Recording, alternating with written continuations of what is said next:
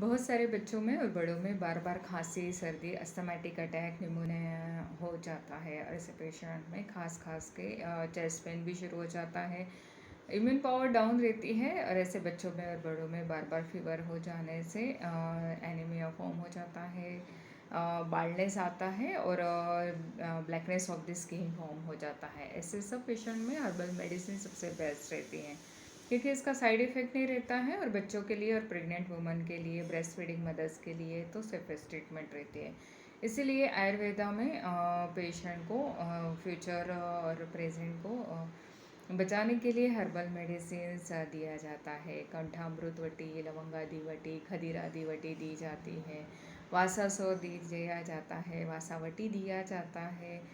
इसमें सुवर्ण वसंत मालती यूज़ करते हैं, अबरक भस्म यूज़ करते हैं, तुलसी, एलोवेरा और वीट ग्रास का जूस पेशेंट को डेली पिलाते हैं। मेडिकेटेड ही वाटर देते हैं, दैट मीन्स हल्दी का पानी या फिर अजमा, सूंठ, मेथी दाना मिला के उसमें सूंठ और हल्दी मिला के वही पानी बार बार पेशेंट को पिलाया जाता है।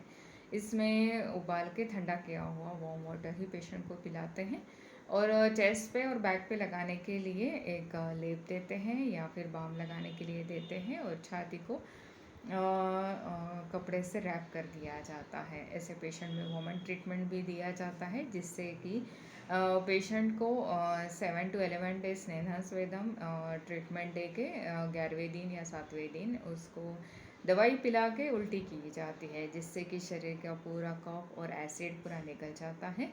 और नेज़ल ब्लॉकेजेस हो या DNS, deviation of nasal septum हो या फिर नेज़ल ब्लीडिंग हो, तो ऐसे केसेस में रेगुलर 11 से 21 दिन तक नसम ट्रीटमेंट किया जाता है। दैट मीन्स कि नेज़ल रोड से नेज़ल ड्रॉप्स डाले जाते हैं और इसका मैजिकल रिजल्ट हमको मिलता है। With in the 24 to 48 hour nasal bleeding बंद हो जाता है, नाक खुल जाता है विदाउट एनी स्टेरॉइड्स और डेरिफेलिन और द नेबुलाइजेशन।